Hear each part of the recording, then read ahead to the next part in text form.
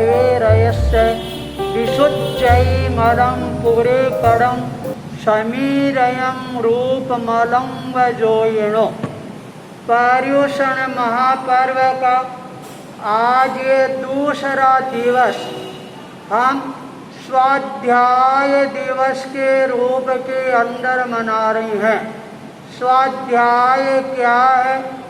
अपने आप का अध्ययन करने का नाम है स्वाध्याय। जो व्यक्ति स्वाध्याय के क्षेत्र के अंदर आगे बढ़ता है वह व्यक्ति अपने जीवन के अंदर ज्ञान का दीपक है, वह प्रज्वलित करने के अंदर सफलता प्राप्त कर लेता है। अष्टमाचार्य कालुगणी हमेशा कहा करते थे, ज्ञान के क्षेत्र के अंदर कौन व्यक्ति आगे बढ़ सकता है?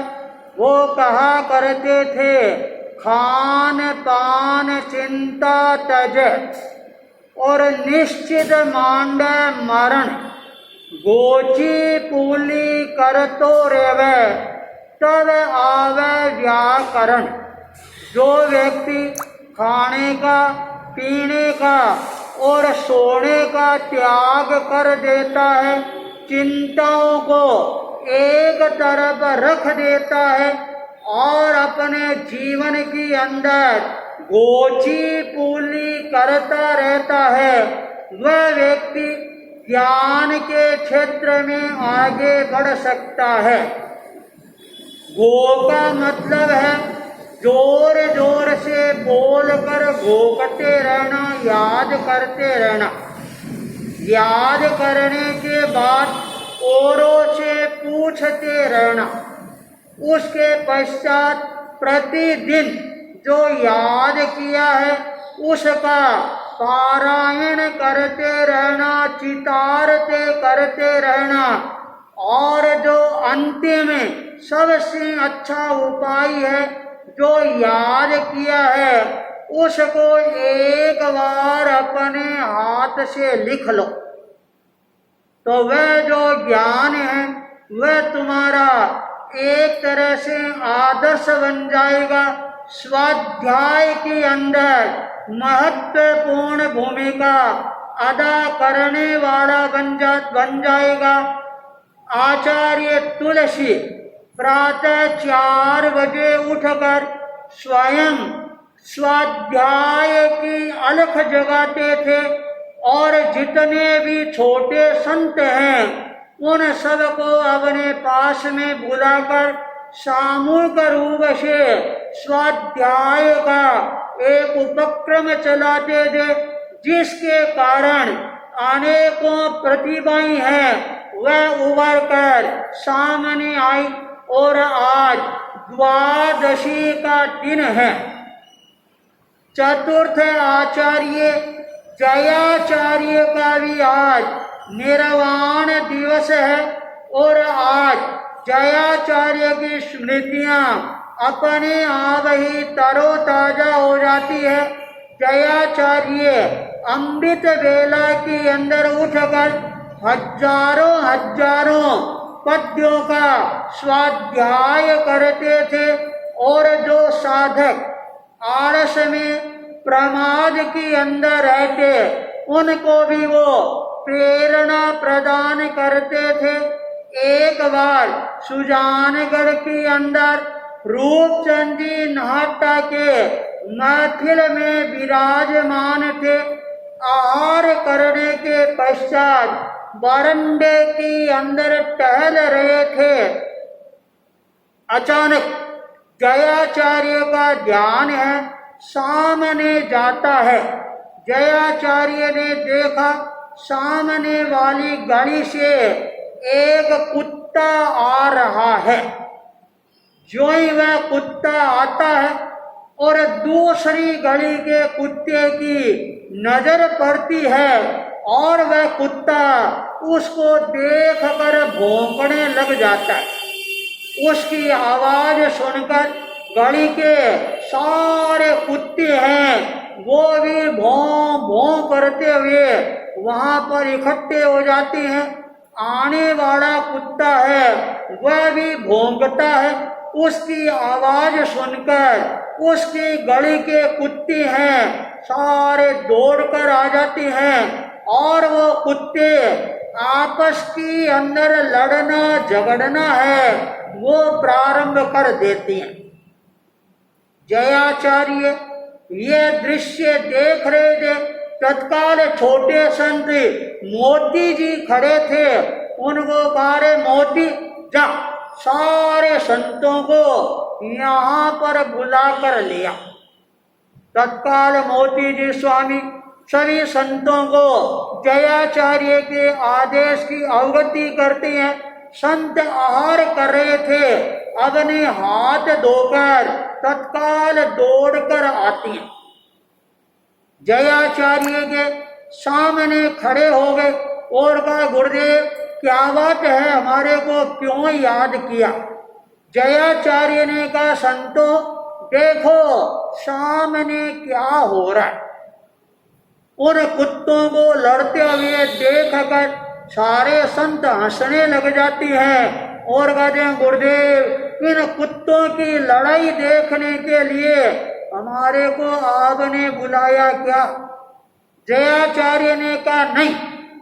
और उसी समय एक श्लोक बनाकर जयाचार्य ने सुनाया, नहीं ज्ञान अरु ध्यान काम काज तिन को नहीं, ते कुकर सम जान फिरे चेहरे और कलो कर।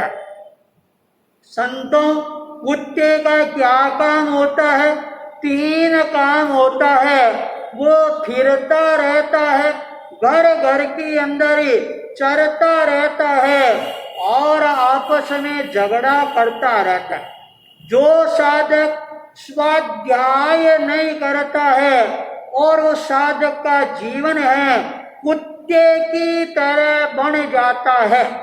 न वह ज्ञान करेगा, न ध्यान करेगा, न स्वाध्याय करेगा। दिन भर आलस में, प्रमाद में इधर उधर घूमता रहेगा, भटकता रहेगा, सो जाएगा और ज्यादा होगा तो आपस में झगड़ा करना प्रारंभ कर देगा। यदि तुम्हारे को कुत्ते जैसा जीवन नहीं बनाना है तो आज से स्वाध्याय में लग जाओ। जयाचार्य ने उन कुत्तों की लड़ाई के अंदर भी स्वाध्याय का एक अनमोल तत्व है वह निकाल कर और साधकों को स्वाध्याय के लिए प्रेरणा प्रदान कर दी और स्वाध्याय के लिए अपने आगमों के अंदर आता है वाचना, पृच्छना, अनुकंपा। ये सारे के सारे स्वाध्याय के प्रकार बताए गए हैं और आज हम पर्युषण महापर्व के अंतर्गत स्वाध्याय दिवस मना रहे हैं। आज के दिन प्रत्येक व्यक्ति को यह संकल्प करना चाहिए कम से कम 24 घंटे के अंदर 1 घंटा में स्वाध्याय है अवश्य ही करूँगा। तब हमारा जो स्वाध्याय दिवस है वह मनाना एक तरह से सार्थक और सिद्ध बनेगा। वरना प्रति वर्ष पर्युषण आती हैं और रूढ़ी की तरह हम इसको मनाते जाते हैं।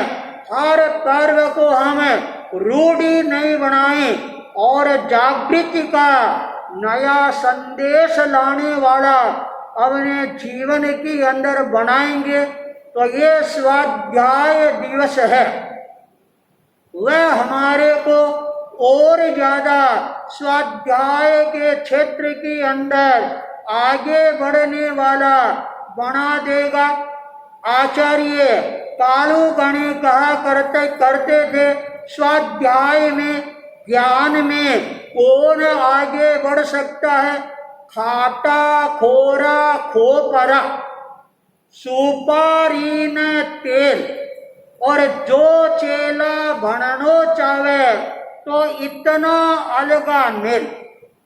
इन चीजों को जो छोड़ता है, खाटा खोरा खोपरा सुपारी तेल, इनको जो छोड़ देता है और अपने जीवन के अंदर सात्विक आहार ग्रहण करके जो व्यक्ति स्वाध्याय के अंदर लग जाता है और उस व्यक्ति का एक बार जो याद किया हुआ है वह जिंदगी भर उसको याद रहता है। आचार्य तुलसी ने स्वयं अपनी आत्मकथा के अंदर लिखा, मैं बचपन अवस्था के अंदर 20,000 पद्यों को कंठस्थ किया था और आज 80 वर्ष की अवस्था में भी सारे के सारे पद्य है वो मेरे को याद है और अनेकों वर्षों तक मैंने उसका पारायण भी नहीं किया, चितारना भी नहीं किया, फिर भी वो मेरे को याद है। तो जो व्यक्ति स्वाध्याय के क्षेत्र में आगे बढ़ जाता है और वह व्यक्ति ज्ञान के उपार्जन करने के अंदर भी अपने आप को सक्षम बना लेता है। हमारे यहाँ पर एक विधा आती है, अवधान विधा। इस अवधान विधा के अंदर कौन व्यक्ति सफल हो सकता है?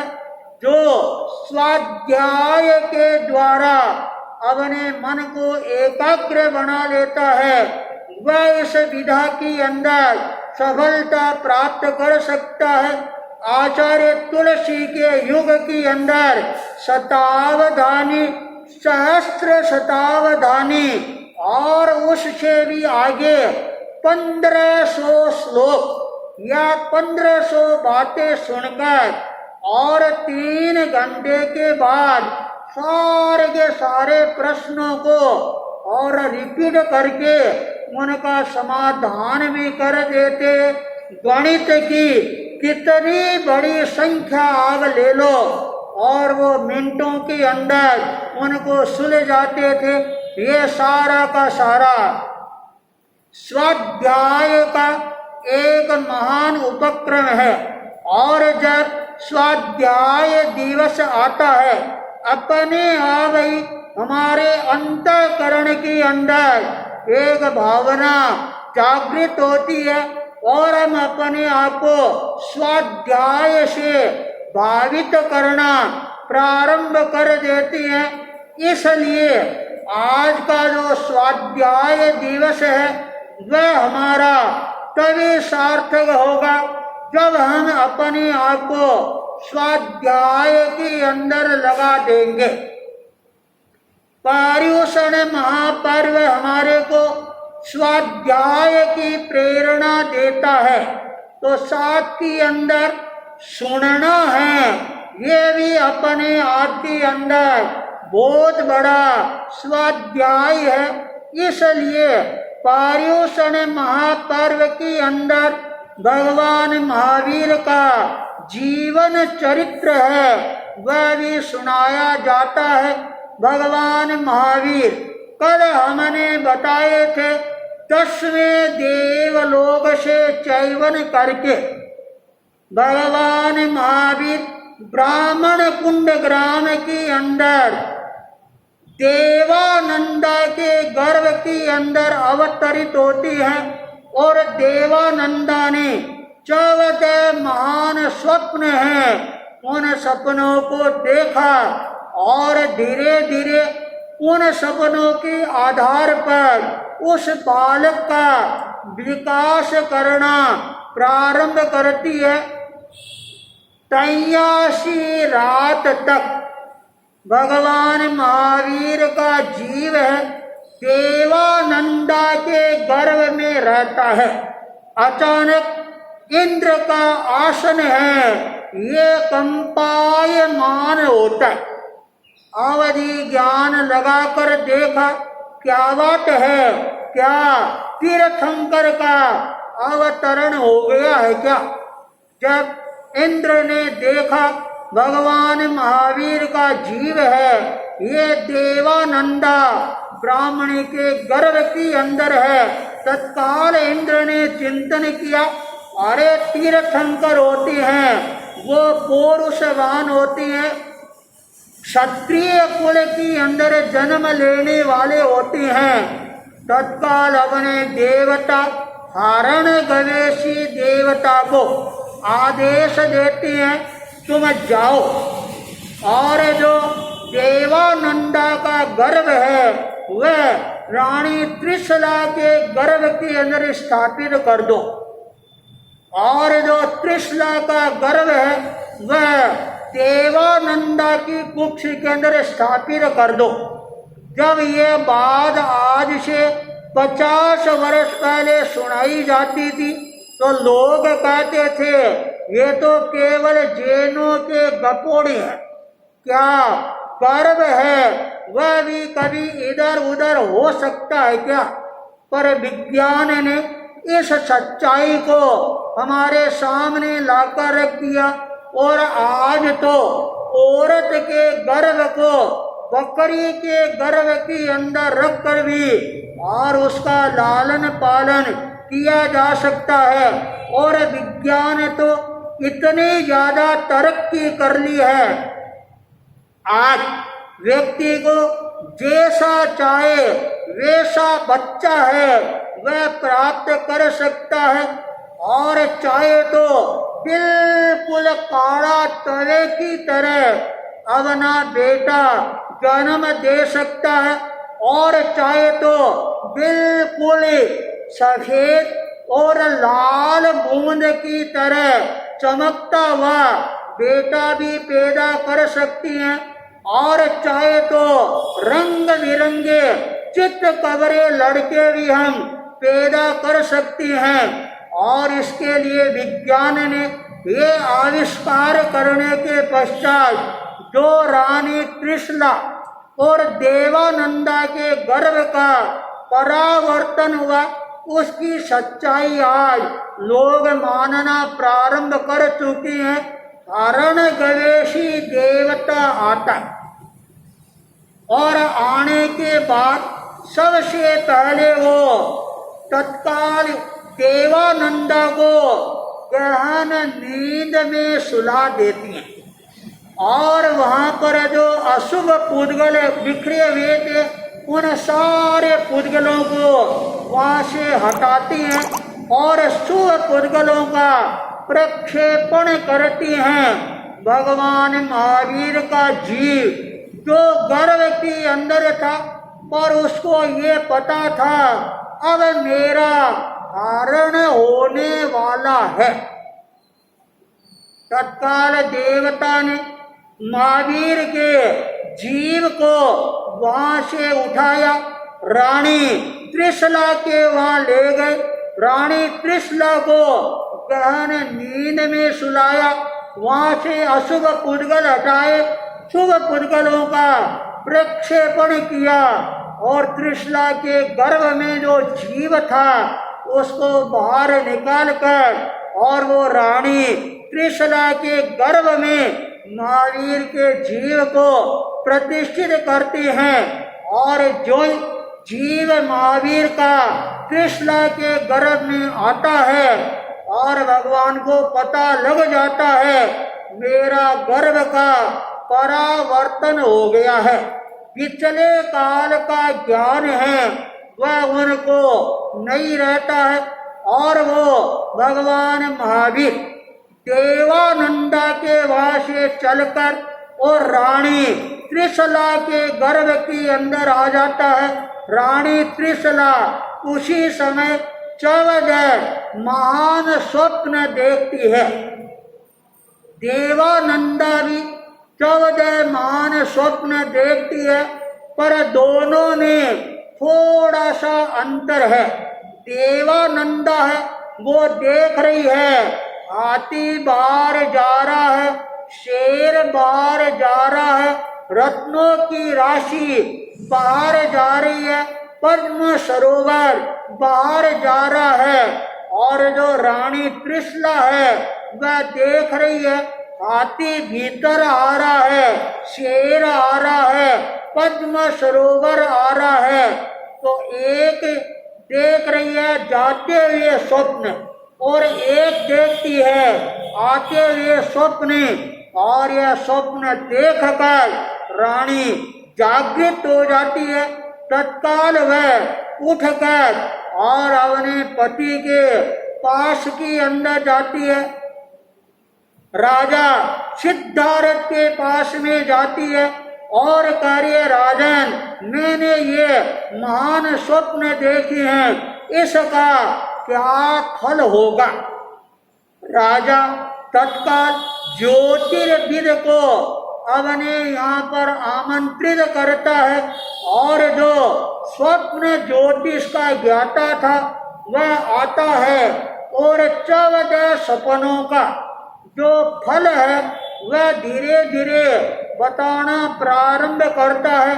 और उन 14 सपने को फल को सुनकर रानी त्रिशला का कण कण है वह रोमांच से भर जाता है।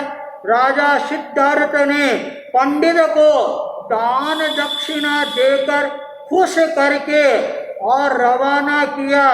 रानी त्रिशला अपने स्थान पर आती है और उस समय रानी त्रिशला को हिदायत दी गई, अब तेरे को थोड़ा सा ध्यान रखना है। गर्भ काल के समय के अंदर ज्यादा खट्टा नहीं खाना है, मीठा नहीं खाना है, चरपरा है वो नहीं खाना है, बिल्कुल सात्विक भोजन है और वह करना है। गंदे चलचित्र है वो नहीं देखना है और जो पुरानी महासतियां हुई है उनका जीवन चरित्र है वह हमेशा याद करना है। गर्भ काल के अंदर जैसी माता खान पान करती है, विचार लाती है, वो सारे के सारे संस्कार है उस बालक के अंदर आ जाता है। अनेकों बार देखती हैं छोटे छोटे बच्चे हैं वो गालियां निकालना प्रारंभ कर देती हैं। आश्चर्य होता है इनको ये गालियां किसने सिखाई। क्या आज तक हिंदुस्तान नहीं पूरे विश्व के अंदर कोई ऐसी पाठशाला है क्या जिसके अंदर बच्चों को गालियां सिखाई जाती है। हाँ, माता के गर्भ काल का समय है वह बच्चे के लिए स्कूल का समय है और गर्भ काल के अंदर माता यदि गालियां देगी तो वह बालक भी गालियां देखना सीख जाएगा। माता यदि चोरी करेगी तो लड़का चोर बन जाएगा। माता यदि बेविचार का सेवन करेगी तो लड़का बेविचारी बन जाएगा। जैसा माता करेगी और वैसा बच्चे के अंदर संस्कार आ जाती हैं। तो ये गर्भ काल की अवस्था हमारे भगवती सूत्र के अंदर और भी अनेकों ग्रंथों के अंदर इसका विशद विवेचन आया है। रानी त्रिशला शांत मन से और अपने आप को गर्भ काल का विकास है ये करने के अंदर लगी हुई रहती है और बच्चे को गर्भ अवस्था में अच्छे संस्कार है वो प्रदान करती है। गर्भ काल का 7 महीने का समय है वह पूरा होता है और एक बार भगवान महावीर के जीव ने देखा मेरे गर्भ के अंदर पालन चलन करने से माता को कितना कष्ट होता होगा। ये बात सोचकर और उस बालक ने अपने सारे शरीर को संकुचित कर लिया। जो ही हलन चलन बंद होती है और माता त्रिशला के होश हवास उड़ जाती हैं और वह तत्काल आदेश देती है, अरे ये नाच गान गीत और है, सारे बंद करो। अरे मेरा हीरा गम गया है, मेरा हार है, वह कोई चुरा कर ले गया है। रोने लग जाती है, चिल्लाने लग जाती है। राजा सिद्धार्थ है, तत्काल आती हैं और कहते, त्रिशला क्या हुआ? त्रिशला ने कहा, लगता है मेरा जो हार था वह कोई चुरा कर ले गया है, मेरा जो अमूल्य बेडूर्य रत्न था और वह कोई चुरा कर ले गया। पिछले जन्मों के अंदर मैंने भी किसी के गर्भ का हरण करवाया होगा, गर्भ को गिराया होगा, या गर्भ गिराने के अंदर मैंने कोई भूमिका निभाई होगी, उसका परिणाम आज मेरे को भोगना पड़ रहा है। रानी त्रिशला व्यथित मन से अपनी बात को प्रकट कर रही है और वर्धमान महावीर के जीव ने अवधि ज्ञान लगाकर देखा, अब मेरा माता का मन है वह शांत हो गया होगा। शांत की जगह वह और ज्यादा अशांत बन जाता है और वह बच्चा मन में चिंतन करता है, अरे कुछ क्षण के लिए मैंने हलन चलन बंद किया और माता की यह स्थिति हो गई। उसके मन के अंदर माता के प्रति ममत्व जगता है, मोह भावना जगती है और हमारे जैन तत्व दर्शन के अंदर सबसे ज्यादा प्रगाढ़ बंधन को बांधने वाला जो तत्व बताया है वो है मोह कर्म। तत्काल उसने चिंतन किया, कल मैं गर्भ से बाहर आऊंगा, दीक्षा लेने के लिए तैयार होऊंगा, तो मेरी माता पिता के क्या हाल होंगे। मोहाकुल होकर उस जीव ने अपने मन में संकल्प कर लिया, जब तक मेरे माता पिता जिंदे रहेंगे तब तक मैं संन्यास के पथ पर आगे नहीं बढ़ूंगा। अर्थात वो मोह कर्म के अंदर आकर और अपने आप को आबद्ध बना लेती हैं और तत्काल हलन चलन है ये प्रारंभ करती हैं। जो ही हलन चलन प्रारंभ होती है और रानी त्रिशला के जी के अंदर जी आ जाता है और वह हंसने लग जाती है, मुस्कुराने लग जाती है और करे, पतिदेव मेरा हीरा मेरे पास के अंदर है, मेरा हार है वह मेरे पास के अंदर है, कहीं पर भी नहीं गया है। और रानी त्रिशला वापस से हंसमुख बन जाती है और देखते देखते जो गमगीन माहौल था वह एक क्षण के अंदर बदल जाता है और यह दृश्य देखकर यूं लगता है वर्धमान ने अपने मन के अंदर पहले सोच लिया होगा कि मेरे को गर्भ से बाहर आकर साधना के पथ पर आगे बढ़ना है और मेरे को ज्ञान का उपक्रम है ये अपने जीवन में प्रारंभ करना है। तो उस बालक ने माता के गर्भ के अंदर ही ज्ञान का उपक्रम है ये प्रारंभ कर दिया था और धीरे धीरे गर्भ का विकास है वह विकास होता चला जाता है और एक दिन वह भी आता है जब गर्भ काल का पूरा जो समय है वह पूरा होने के कगार पर पहुंच जाता है और रानी त्रिशला ऐसे महापुरुष को जन्म देने के लिए तैयार होती है। उस समय इंद्र का आसन है वह कंपायमान होता है और इंद्र ने तत्काल वहां से देवियों को रवाना किया, देवताओं को रवाना किया।